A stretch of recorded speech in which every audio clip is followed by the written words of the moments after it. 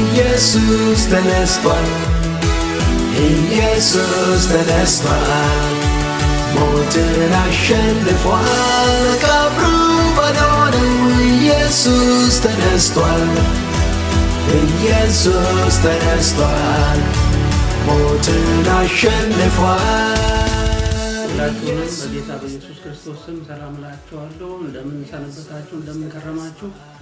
እኔ እግዚአብሔር ስም የተባረከ ይሁን በጣም ሰላም ነኝ።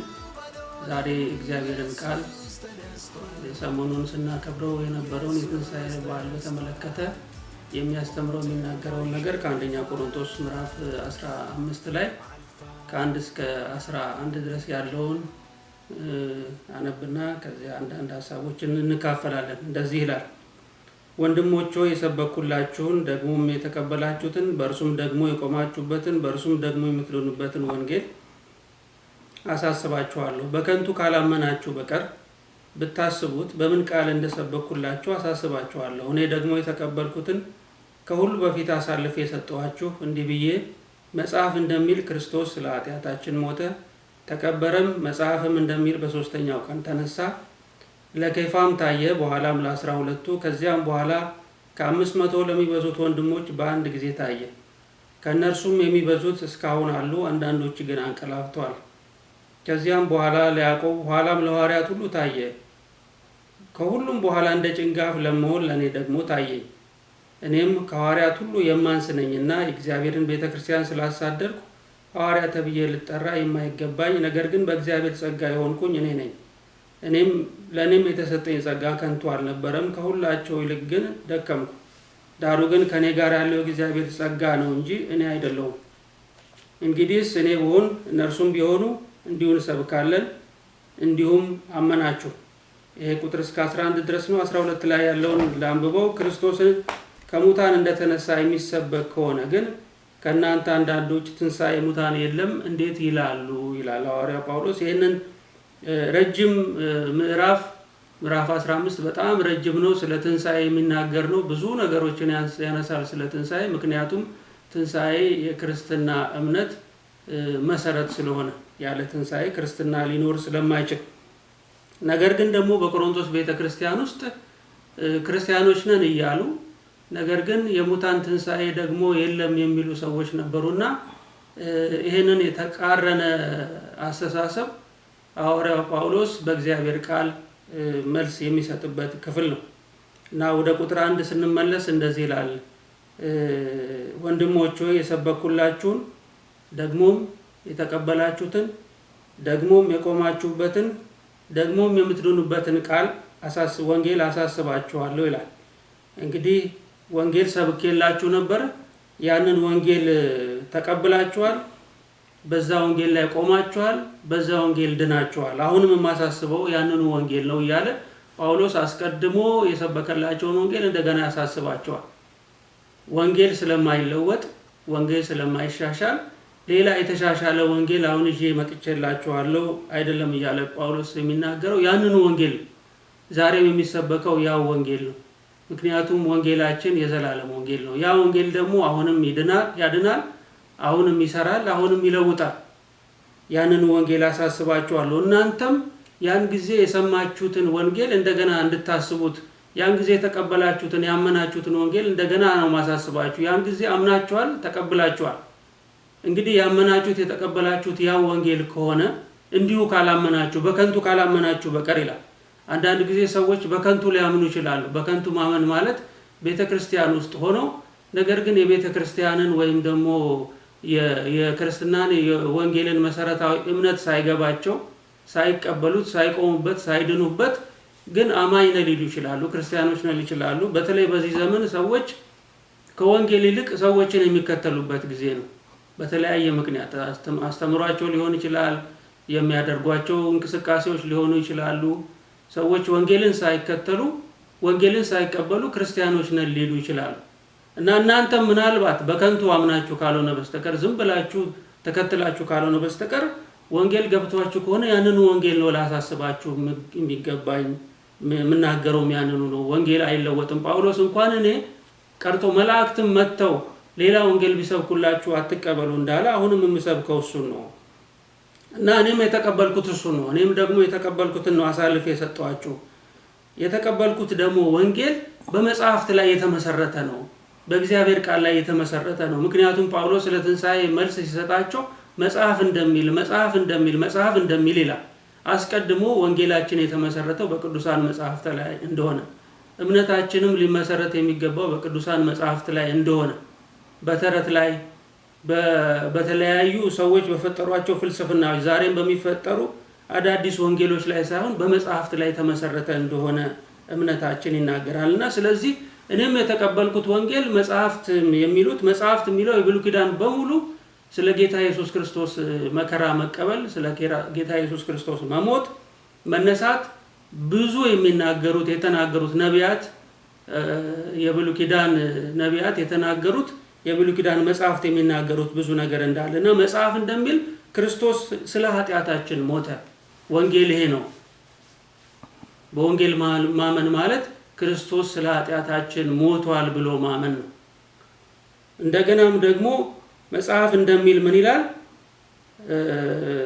ክርስቶስ ስለ ኃጢአታችን ሞተ፣ ተቀበረም። እንደሞተም እንደተቀበረም ማመን። የተቀበረበት ምክንያቱ መሞቱን ለማረጋገጥ ነው። አንዳንዶች አልሞተም፣ በመስቀል ላይ ነበረ፣ ከዛ በኋላ አልተቀበረም የሚሉ ነገሮች በዛን ጊዜም ተሞክሮ ነበረ። ነገር ግን ጌታ ኢየሱስ ክርስቶስ መጽሐፍ እንደሚል ተቀበረ፣ መጽሐፍ እንደሚል ደግሞ በሶስተኛው ቀን ተነሳ። ስለዚህ ወንጌል ማለት ይሄ ነው። ክርስቶስ እንደሞተ፣ ክርስቶስ እንደተቀበረ፣ ክርስቶስ እንደተነሳ፣ ለኃጢአታችን እንደሞተ ማመን ማለት ነው። ይህንን አምናችሁ ከሆነ አሁን እንዴት እንደገና ትጠራጠራላችሁ ነው የሚለው። ከመጽሐፍትም ሌላ ደግሞ በተጨማሪ ዋናው መሰረታችን መጽሐፍት ናቸው። ነገር ግን ደግሞ ሕያዋን የሆኑ ምስክሮችም አሉን። ክርስቶስ ከሞት ከተነሳ በኋላ ክርስቶስ በተለያየ ጊዜ በተለያየ ቦታ ለተለያዩ ሰዎች ከሙታን ከተነሳ በኋላ ራሱን አሳይቷል፣ ራሱን ገልጧል። ለኬፋ ታይቷል፣ ለ12ቱ ታይቷል። ከዚያም በኋላ 500 ለሚሆኑ ታይቷል በአንድ ጊዜ። ከነርሱም የሚበዙት ደግሞ ያን ጊዜ ጌታ ኢየሱስ ክርስቶስ ከሙታን ከተነሳ በኋላ በሕይወት ያዩት እስካሁን ድረስ አሉ። አንዳንዶቹ በእርግጥ ደግሞ ሞተዋል፣ አልፈዋል፣ አንቀላፍተዋል። ግን አሁንም ጌታን በአካል ያዩት ከትንሣኤ በኋላ ያዩት በመካከላችን አለ። ከዛ በኋላ ለያዕቆብ፣ ከዛ በኋላ ለሐዋርያት ሁሉ ታየ። ከዛ በኋላ እኔም ራሴ ምስክር ነኝ ይላል። ከዛ በኋላ እንደ ጭንጋፍ ለመሆን ለእኔ ደግሞ ታየ። እኔ ከሁሉም በታች ሆንኩኝ። ጭንጋፍ ማለት አለ ጊዜው ወይም ደግሞ ሙሉ ሳይሆን የተወለደ የተበላሸ ማለት ነው። ጳውሎስ ራሱ እንደዛ ነበር ዝቅ አድርጎ የሚቆጥረው። እኔ ትልቅ ነኝ፣ እኔ ሐዋርያ ነኝ፣ እኔ ከሌ ነኝ ሳይሆን ጳውሎስ ራሱን በጣም አሳንሶ የሚናገር ሰው ነበርና ለእኔም እንኳን ታይቶኛል፣ እኔም አይቼዋለሁ። ጳውሎስ ይህንን ከሞት የተነሳውን ጌታ ስላየ ነው አስቀድሞ ያሳድድ የነበረውን እምነት እንደገና ሱስ ወደ መሰደድ የገባበት። እንደዛ ብዙ ዋጋ ወደ መጨረሻ እንደሚናገረው ከሁሉም በላይ ደከምኩ ያለው ጳውሎስ ዝም ብሎ ተረት ሰምቶ አይደለም፣ ዝም ብሎ የሰዎችን ሐሳብ ተቀብሎ አይደለም። በመጽሐፍት ላይ የተመሰረተ እንደሆነ የክርስቶስ ትንሣኤ፣ እሱም ደግሞ የተነሳውን ጌታ ስላየ ለዛ ለትንሣኤው ጌታ ራሱን ስለሰጠ እስከ ሞት ድረስ እስከ መጨረሻ ድረስ ይህንን ወንጌል ሲሰብክ ቆይቷል። እና ለእኔም ደግሞ እንደ ጭንጋፍ ለመሆነው ደግሞ ታየኝ። እኔ ከሐዋርያት ሁሉ የማንስ ነኝ። ራሱን እንደ ትንሽ የሚቆጥር ነበር። ራሱን አግዝፎ አጥልቆ የሚያቀርብ ደግሞ ሐዋርያ አልነበረም። እና እንደውም እኔ አይገባኝም ነበረ የእግዚአብሔርን ቤተክርስቲያን ስላሳደድኩኝ ለእኔ ለማይገባኝ እንኳን ጌታ ኢየሱስ ክርስቶስ ራሱን ገልጧል። እና ከዚያም በኋላ ደግሞ በእግዚአብሔር ጸጋ የሆንኩኝ እኔ ነኝ። ለእኔም የተሰጠው ጸጋ ደግሞ ከንቱ አልነበረም። እና የትንሣኤውን ጌታ ስለተቀበልኩኝ የትንሣኤውን ጌታ ለማገልገል የሚሆነውን ጸጋ ደግሞ አብዝቶ ሰጠኝ። እና በዚህ ይህንን ወንጌል ለመስበክ ደግሞ ከሁላቸው ይልቅ ደክሜያለሁ። በእርግጥ እኔ አይደለሁም የደከምኩት፣ የተሰጠኝ የእግዚአብሔር ጸጋ ነው ይላል። እንግዲህ ቁጥር 11 ላይ ምን ይላል? አሁንም ቢሆን እኔም ብሆን እነርሱም ቢሆኑ እንዲሁ እንሰብካለን፣ እንዲሁም ማመናቸው። አሁንም ቢሆን እኔም የምሰብከው ሌሎችም ሐዋርያት የሚሰብኩት ይሄን ነው። ክርስቶስ ለኃጢአታችን ሞተ፣ ክርስቶስ ተቀበረ፣ ክርስቶስ ደግሞ ከሙታን ተነሳ። ይሄንን እናምናለን። ወንጌላችን ይሄ ነው። እና ከናንተ መካከል እንዴት ነው አንዳንዶቹ ክርስቶስ ከሞት ከተነሳ ትንሣኤ ሙታን የለም እንዴት ይላሉ? ክርስቲያን ሆኖ በትንሣኤ የማያምን ሊኖር አይችልም ወንጌል እስከገባው ድረስ። ይሄ ደግሞ የክርስቶስ ወንጌል ዛሬም ሰዎችን እንደ ጳውሎስን እንደለወጠ ዛሬም ሰዎችን ይለውጣል፣ ዛሬም ይሰራል፣ ዛሬም ያድናል። የትንሣኤው ኃይል ከሁላችን ጋር ይሁን። በሚቀጥለው ጊዜ ደግሞ ከዚህ የሚቀጥለውን የእግዚአብሔርን ቃል አብረን እንካፈላለን። እግዚአብሔር ይባርካችሁ።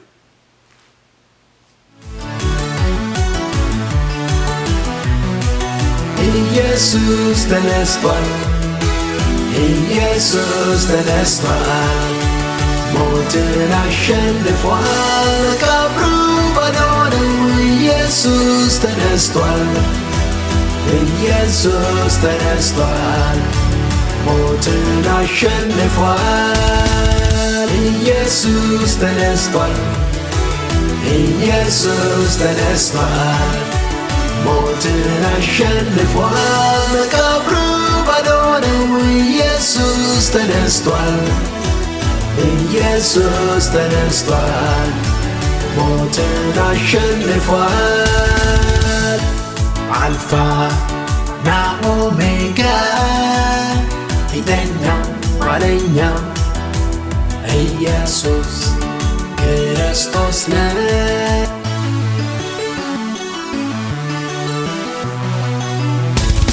ሙሾ የሚያወዱት ደረት የሚደቁት የሞተ ሲኖር ነው ካፈር የሚመልሱት። ተለቅሶ ይሸኛል የህይወት እስትንፋስ ካፍንጫ ላይ ሲርቅ፣ ህይወት ከደም ሲወጣ ሲያቆም ልትር ማለት ከሞተ ሞተ ነው። አርቀው ካልጣሉት ካፈር ካልመለሱት ምንም ያህል ቢወዱት ቆይቶ ይከረፋል አይቀር ሊጸየፉት። ለሱም ተራ ደርሶ ከገዳይ ጆድቆ መስቀል ዕጣ ሆኖ ሳይረግም ተረግሞ በጠራራ ፀሐይ እርቃኑን እንጨት ላይ ጠርቀው ቢያውሉት ኤሎሄ ኤሎሄ ላማ ሰበቅታኒ ብሎ ጣራ ጥሮ ነፍሱን እሱ ሰጠ ህይወት ከሱ ወጣ። እንዳዳም ፊተኛው ሞት እሱንም ገዛ። ሙሾ የሚያወዱ ደረት የሚደቁ የሞት የሚሸኙ አንቅሰው የሚቀብሩ አርቀው የሚጥሉ በሸሹበት ሰፈር ከድንጋይ መቃብር በድኑን አዋሉ። ህይወት አልባው ሬሳን ከሌሎች በኖች ጋር አንድ ላይ ደመሩ። መቃብሩን ዘጉ በድንጋይ አተሙ። ሬሳው እንዳያመልጥ እንዳይኖር ሌላ ሸፍጥ ሸፋጮች መከሩ። ሬሳ እንዲጠብቁ ጠባቆች አኖሩ። እርሱም እንደሌሎች መተው እንዳይሄዱት በማህፀን ገብተው በሞት እንደወጡት ተፈጸመ ብሎ እስትንፋሱን ሰጥቷል። መሞትንስ ሞቷል። ወዳጁም ጠላቱም ያናቅማ አይቷል። አውራውን ስመታ መንጋው ይበተናል። እርሱ አውራ ከሆነ ተከታዩ ሸሽቷል። መከራውን አይቶ እርሱ የቻለውን ቁስሉን ተመልክቶ በጲላጦስ ጭፍራ መጋረፊያ አለንጋ ጀርባው የሚደማውን የትኛው ጎበዝ ነው ጽዋን የሚጋራ? ውሎ ከተልታዩ የትላንቱ አውራ ጽዋ የእርሱ ብቻ መንጋው ተበትኗል። ሁለት ዳቦ በስቶ ማስተናገድ እንጂ ማን ኮሶ ይጋታል? ማን ስቃይ ይጋራል?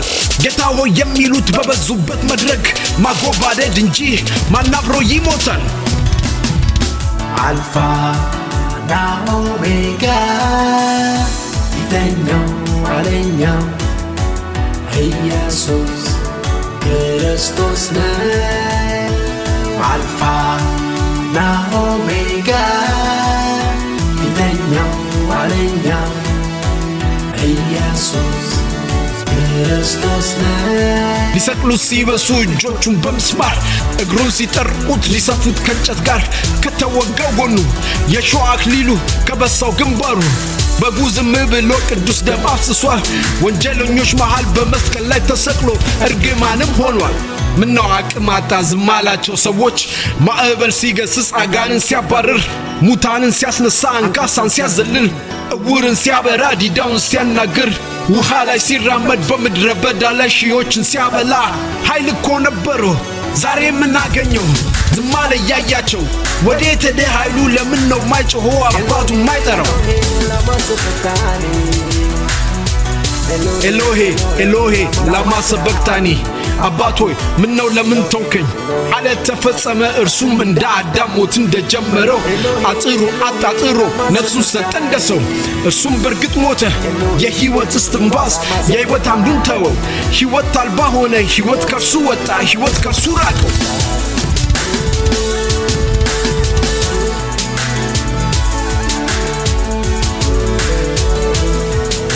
የርሱ ግን ይለያል ለሰሚው ይከብዳል ለሞት ተሸንፎ አበቃለት ተብሎ ሕይወት አልባ በድን ሕይወት የለሽ ሆኖ ሬሳ ሆኖ ቀርቶ መቃብር ተጥሎ ከሙታን ጋር አድሮ ድንገት ንቅት አለ በድካም የራደው ያገላ የሞተው ዳግም ላይ ነሳ ሕይወት የተወችው ባዶውን የቀረው ሕይወት ከሌለበት ሙታን ከሚያድሩበት መቃብር ያደረው ድንገት ንቅት አለ ሕይወት አልባው ገላ ሕይወት ያለው ሆኖ በሕይወት ባነነ ላይ ደክም ላይ በሰብስ ዳግም ሞትን ላይ ሞት ዳግም ላይ ታመም ላይ ራብ ላይ ጠማው ጊዜ ላይ ወስኖ ቦታ ላይ ገድበው የተፈጥሮ ሕጉ በምድር የሚሰራው እሱን ላይ ወስነው ሞትን አሸንፎ በትንሣኤ አካል ኢየሱስ ተነስቷል መቃብሩ ባዶ ነው መከነፊያው ቀርቷል ስንቱ ያለም ጀግና የተንበረከከለት በእውቀት የላቁ በሀብት የከበሩ የተሸነፉለት የውቦቹ ቁንጮ እጅን የሰጡለት ዝነኞች ኃይለኞች ወድቀው ያነቡለት ምስኪን መስሎ መጥቶ እንደ ምስኪን ሞቶ ኢየሱስ ረግጦታል ለፍቅር ተሸንፎ አሸንፎት ነግቷል ተነስቷል ኢየሱስ ሞትን አሸንፏል ሞት ሞገር ተሰብሯል ያትዕቢቱ ከስሟል በማይሞት ደግሞ በማይደክም በማይበሰብስ ጊዜ በማይወስነው ቦታ በማይገድበው አዲስ አካል ለብሶ ክብሩ ተመልሶ በክብር ተነስቷል ኢየሱስ ተነስቷል በትንሣኤ ጉልበት ክርስቶስ እርሱ የእግዚአብሔር ልጅ መሆኑን አስመስክሯል ኢየሱስ ተነስቷል ኢየሱስ ተነስቷል ሞትን አሸንፏል መቃብሩ ባዶ ነው ኢየሱስ ተነስቷል ኢየሱስ ተነስቷል ሞትን አሸንፏል አልፋ እና ኦሜጋ ፊተኛው ኋለኛው ኢየሱስ ክርስቶስ ነው